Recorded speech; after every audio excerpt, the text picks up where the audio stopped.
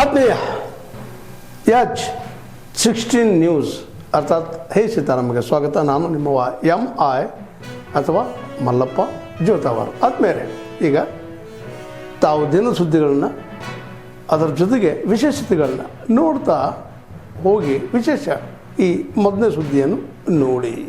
ಮುಖ್ಯಮಂತ್ರಿಗಳು ಮಂತ್ರಿಮಂಡಲ ರಚನೆ ಆದಮೇಲೆ ಪ್ರಥಮ ಸಚಿವ ಸಂಪುಟದಲ್ಲಿ ನಮ್ಮೆಲ್ಲ ಸಚಿವರಿಗೂ ಕೂಡ ಒಂದೊಂದು ಜಿಲ್ಲೆಗಳಿಗೆ ಹೋಗಬೇಕು. ಕೆಲವೊಂದು ಕಡೆ ಅತಿವೃಷ್ಟಿ ಇದೆ, ಕೆಲವೊಂದು ಕಡೆ ಅನಾವೃಷ್ಟಿ ಇದೆ. ನನಗೆ ಇವತ್ತು ಕಾರವಾರ ಡಿಸ್ಟಿಕ್ಕಿಗೆ ಇವತ್ತು ಮತ್ತು ನಾಳೆ 6 ಕ್ಷೇತ್ರದಲ್ಲಿ ಎಲ್ಲೆಲ್ಲಿ ಅತಿವೃಷ್ಟಿ ಆಗಿದೆ, ಏನೇನು ಹಾನಿಯಾಗಿದೆ ಇದೆಲ್ಲವನ್ನು ಕೂಡ ಒಂದು ಅಧ್ಯಯನ ಮಾಡಬೇಕು. ಮುಖ್ಯಮಂತ್ರಿಗಳಿಗೆ ಇದರ ರಿಪೋರ್ಟ್ ಕೊಡ್ತಕ್ಕಂಥ ಕೆಲಸ ಮಾಡ್ತಾ ಇದ್ದೀವಿ. ಜೊತೆಗೆ ಎಲ್ಲ ಕಡೆನೂ ಕೂಡ 31 ಜಿಲ್ಲೆಗಳು ಕೂಡ ಪ್ರವಾಸ ಎಲ್ಲ ಸಚಿವರು ಪ್ರಾರಂಭ ಆಗಿದೆ. ಯಾವ ಜಿಲ್ಲೆಯಲ್ಲಿ ಸಚಿವರಿಲ್ಲ ಆ ಜಿಲ್ಲೆಯಲ್ಲಿ ಬೇರೆ ಜಿಲ್ಲೆಯ ಸಚಿವರನ್ನು ಕಳಿಸಿಕೊಡ್ತಕ್ಕಂಥ ಕೆಲಸವನ್ನು ಮಾಡಿ ಒಟ್ಟಾರೆ 31 ಜಿಲ್ಲೆಯಲ್ಲೂ ಕೂಡ ಎಲ್ಲ ಸಚಿವರು ಅಧ್ಯಯನ ಮಾಡಿಕೊಂಡು ಎಲ್ಲಿ ಕೆಲವೊಂದು ಕಡೆ ಬರ ಇದೆ, ಕೆಲವೊಂದು ಕಡೆ ಅತಿವೃಷ್ಟಿ ಆಗಿದೆ, ಇದು ಸಂಪೂರ್ಣವಾಗಿರ್ತಕ್ಕಂಥ ಮಾಹಿತಿ ಮುಂದೆ ತುರ್ತಾಗಿ ಏನು ಕೆಲಸಗಳನ್ನು ಮಾಡಬೇಕು ಅನ್ನೋ ಒಂದು ಚಿಂತನೆಯನ್ನು ಇಟ್ಬಿಟ್ಟು ನಾವು ಬಂದಿದ್ದೀವಿ. ಇವತ್ತು ನಾಳೆ ನೋಡಿಕೊಂಡು ನಾನು ಸರ್ಕಾರಕ್ಕೆ ಒಂದು ವರದಿ ಮಾಡ್ತೀನಿ.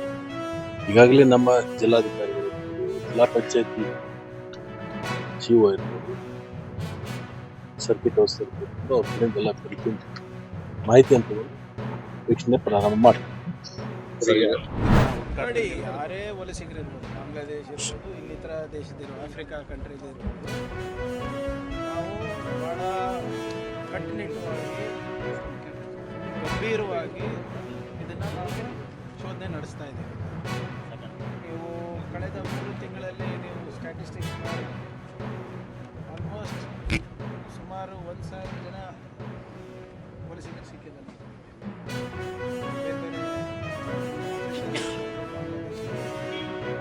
ಆಮೇಲೆ ಇವರೆಲ್ಲರೂ ಕೂಡ ಉತ್ತರ ಭಾರತದಿಂದಲೇ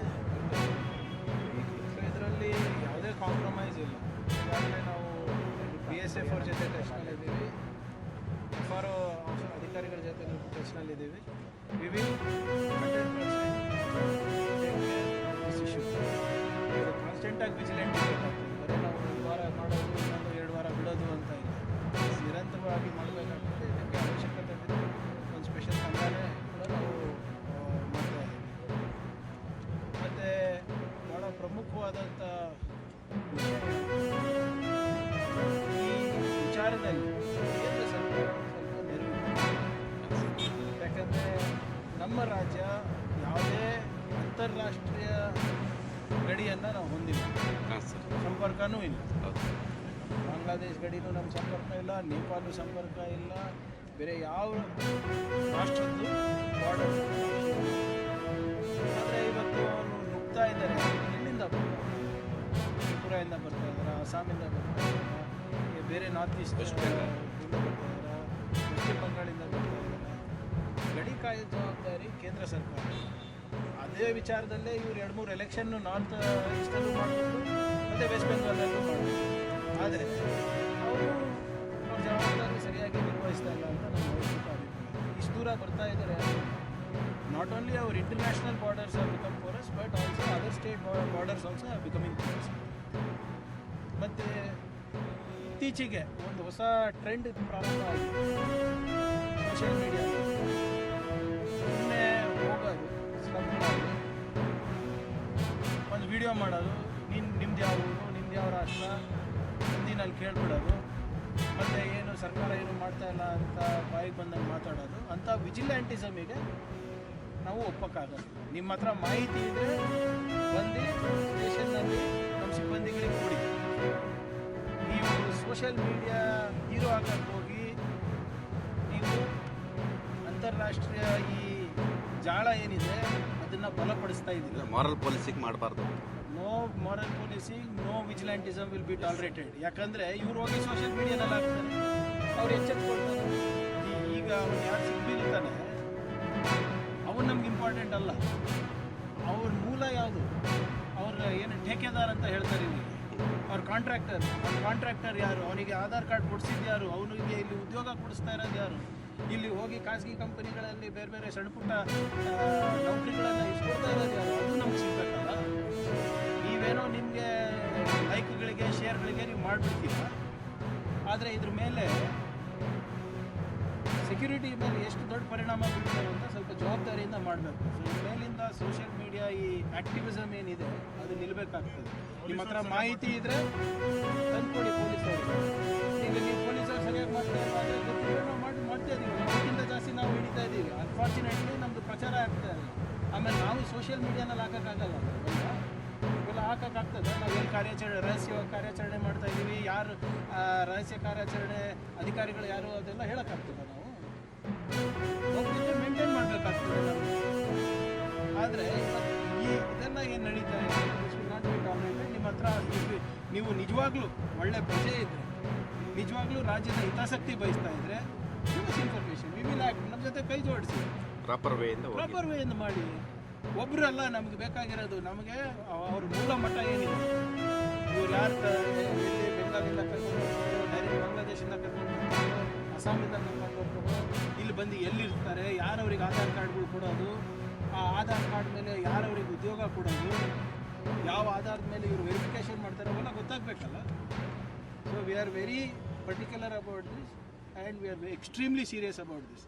ಈ ಸ್ಟ್ಯಾಟಿಸ್ಟಿಕ್ಸ್ ನೋಡಿ, ಈಗಾಗಲೇ ಕೆಲವು ಜಾಗದಲ್ಲಿ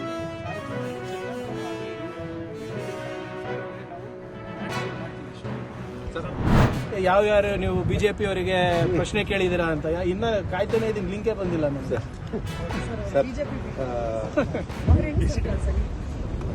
ಚಾನಲ್ ಸರ್, ತಾವು ಸಾಫ್ಟ್ ಆಗಿಲ್ಲ ಅಂತ ಅನ್ಕೊಂತೀವಿ ಸರ್. RSS ವಿಚಾರದಲ್ಲಿ ಪತ್ರವನ್ನು ಬರೆದಿದ್ದೀವಿ, ರಿಪ್ಲೈ ಬಂತ ಸರ್? ಅದು ಬರೋದಿಲ್ಲ ಅಂತ ನಿಮ್ಗೆ ಹೇಳಿದ್ದೀನಲ್ಲ. ಆಮೇಲೆ ನಾನು ಹೇಳಿದ್ದೀನಲ್ಲ, ಕರೆಕ್ಟಾಗೇ ಮಾಡ್ತೀನಿ. ನಾವು ಏನಿದ್ರು ಕೂಡ ಕಾನೂನು ಚೌಕಟ್ಟಿನಲ್ಲೇ ಮಾಡಬೇಕು ಸರ್. ಅವರು ಕಾನೂನು ಚೌಕಟ್ಟಿನ ಹೊರಗಿದ್ದಾರೆ, ಅವ್ರಿಗೆ ಕಾನೂನು ಚೌಕಟ್ಟು ಒಳಗೆ ತರ್ತೀನಿ. ಈಗ ಸರ್ ಈಗ ಎಷ್ಟು 1 ತಿಂಗಳಾಯ್ತು ಸರ್, ಜವಾಬ್ದಾರಿ 1.5 ತಿಂಗಳಾಯ್ತು.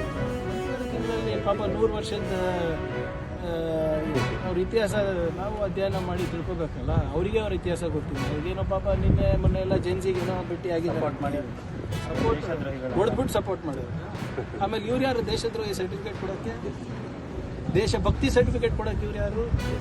ಇವರೇ ರಿಜಿಸ್ಟರ್ ಏನಿಲ್ಲ, ಇವ್ರು ಬೇರೆಯವ್ರಿಗೆ ಸರ್ಟಿಫೈ ಮಾಡ್ತಾರೆ. They themselves are not certified. Who are they? ಈಗ ನಾನು ತೀರ್ಮಾನ ಮಾಡ್ಬೋದಾ ನೀವು ದೇಶಭಕ್ತರ ದೇಶದ್ರೋಹಿ ಅಂತ? ಅವ್ರು ಯಾರು ತೀರ್ಮಾನ ಮಾಡೋದು?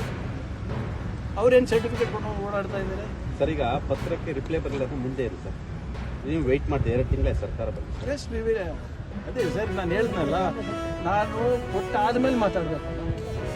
ಈಗ ನಾನು ಇವಾಗ ಇವೆಲ್ಲನೂ ಕೂಡ ಇಲ್ಲೇ ಡಿಸ್ಕಸ್ ಮಾಡಿದ್ರೆ ಪಾಪ ಅವ್ರಿಗೆ ಸರ್ಪ್ರೈಸ್ ಎಲಿಮೆಂಟ್ ಏನಿರುತ್ತೆ, ಲೀಗಲ್ ಎಲಿಮೆಂಟ್ ಏನಿರುತ್ತೆ. ಖಾತೆ ಹಂಚಿಕೆಗಳು ಈಗ CM ಕೇಳಿದ್ರಲ್ಲ ಸರ್, ನಮ್ದೇನಾದ್ರೂ ಖಾತೆ ಹಂಚಿಕೆ ಏನಾದರೂ ಇದು ಬದಲಾವಣೆ ಆಗುತ್ತೆ ಸರ್? ನೀವು ಬದಲಾವಣೆ ಬಯಸ್ತಾ ಇದ್ದೀರಾ? ಇಲ್ಲ, ನೀವು ಏನಾದರೂ CM ಸಾಹೇಬ್ರಿಗೆ ಹೇಳಿದ್ರೆ ಬದಲಾವಣೆ ಮಾಡ್ತಾರೆ. ನಿಮ್ಮಿಂದಲೇ ಆಗಬೇಕು. ನಮ್ಮ ಪಕ್ಷದವರಾಗಲಿ ನಮ್ಮ ಕಾರ್ಯಕರ್ತರಾಗಲಿ ಬದಲಾವಣೆ ಬಯಸ್ತಾ ಇಲ್ಲ ಅಂತ ಅನ್ಕೊಂಡಿದ್ದೀನಿ. ರಾಮಲಿಂಗಾರೆಡ್ಡಿ ಅವರು, ಕೃಷ್ಣ ಬೈರೇಗೌಡ, ಇಲ್ಲ ಅದು ನನಗೆ ಗೊತ್ತಿಲ್ಲ. ಬಟ್ ನಿಮ್ದೇನು ಬೈಕೆ ಇಲ್ಲ ಅಲ್ಲ, ನೀವು ಬೈಕೆ ನಿಮ್ಮ ಬೈಕೆ ಇಲ್ಲ ಅಂದ್ರೆ ಐ ಆಮ್ ಸೇಫ್. ಸರಿ ನೋಡಿ, ಹಿಂದೆ ಎಷ್ಟು ಜನ ಇದ್ರು, ಅಷ್ಟು ಜನನೇ ಮೇಂಟೈನ್ ಮಾಡ್ಕೊಂಡು ಹೋಗ್ತಾ ಇದ್ದೀವಿ. ನಾನು ಹೇಳ್ದಂಗೆ ಸಾಮಾಜಿಕ ನ್ಯಾಯ ಕೊಡಿಸೋದು ಭಾಳ ಕಷ್ಟದ ಕೆಲಸ. ಎಸ್ಪೆಷಲಿ ನಾವು 135, 140 ಇದ್ದಾಗ ಎಲ್ಲ ಸಮುದಾಯಗಳಿಗೆ ನ್ಯಾಯ ಕೊಡಿಸೋದು, ಪ್ರಾದೇಶಿಕ ನ್ಯಾಯ ಕೊಡಿಸೋದು, ಅನುಭವಕ್ಕೆ ನ್ಯಾಯ ಕೊಡಿಸೋದು, ಯುವ ಉತ್ಸಾಹಕ್ಕೆ ನ್ಯಾಯ ಕೊಡಿಸೋದು ಕಷ್ಟ. ಆದರೂ ಕೂಡ ಒಂದು ಪ್ರಾಮಾಣಿಕ ಪ್ರಯತ್ನ ನಮ್ಮ ಹಿರಿಯರಿಂದ ಆಗಿದೆ. ಏನಾದರೂ ನ್ಯೂನತೆಗಳಿದೆ, ಲೋಪಗಳಿದೆ, ಅದನ್ನು ಕೂಡ ತಿದ್ಕೋತೀವಿ. Thank you sir.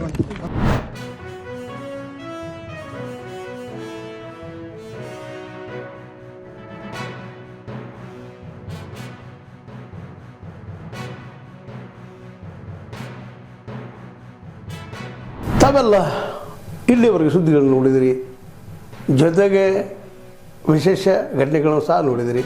ಅದು ನಿಮ್ಗೇನು ಅನ್ನಿಸ್ತು? ನಿಮಗೆ ಲೈಕ್ ಮಾಡಿರಿ, ಶೇರ್ ಮಾಡಿರಿ, ಕಾಮೆಂಟ್ ಮಾಡಿರಿ, ಜೊತೆಗೆ ಸಬ್ಸ್ಕ್ರೈಬ್ ನಿಲ್ಲಿಸ್ಬೇಡ್ರಿ. H16 ನ್ಯೂಸ್ ಅರ್ಥಾತ್ ಸಿದ್ದರಾಮಯ್ಯ ಸತ್ಯದ ಕೈಗನ್ನಡಿ ವಂದನೆಗಳು.